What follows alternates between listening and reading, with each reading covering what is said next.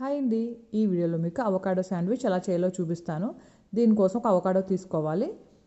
దాన్ని మధ్యకి కట్ చేసుకోవాలండి. ఇలా కట్ చేసుకున్నాక మనకి లోపల గింజ ఉంటుంది. ఆ గింజ అయితే మనం తీసేసేయాలి.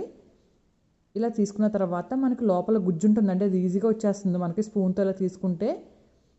ఇలా తీసుకున్న తర్వాత దాన్ని మెత్తగా స్మాష్ చేయాలి. ఇప్పుడు ఇందులోకి సాల్ట్ వేసుకోవాలి, అలాగే పెప్పర్ పౌడర్ వేసుకోవాలి, అలాగే ఒక అరచిక్క నిమ్మకాయ రసం వేసుకోవాలి. ఇప్పుడు ఇదంతా బాగా కలుపుకోవాలి. ఇలా బాగా కలుపుకున్న తర్వాత సన్నగా కట్ చేసుకున్న ఉల్లిపాయ, టమాటా, క్యాప్సికమ్, పచ్చిమిర్చి ముక్కలు వేసేసుకోవాలండి. సన్నగా కట్ చేసుకుంటే బాగుంటుంది. అలాగే కొత్తిమీర కూడా వేసుకుని ఇవన్నీ ఒకసారి బాగా కలుపుకోవాలి. ఇప్పుడు ఒక బ్రెడ్ స్లైస్ తీసుకోవాలి.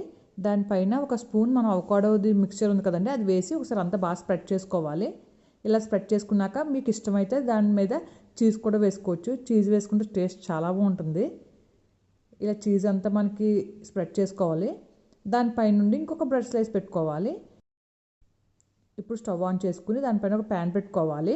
దాంట్లోకి కొంచెం బటర్ వేసుకోవాలండి. బటర్ కొంచెం వేడైన తర్వాత మనం ముందుగా ప్రిపేర్ చేసుకున్న బ్రెడ్ స్లైస్ని అందులో వేసుకుని మీడియం ఫ్లేమ్లో అటు ఇటు కొంచెం వేయించుకోవాలండి. మనకు కావాల్సిన పైన కూడా కొంచెం బటర్ అప్లై చేసుకుంటే కొంచెం తిరగేసినప్పుడు అటు ఇటు కూడా మనకు బాగా కాలుతుంది.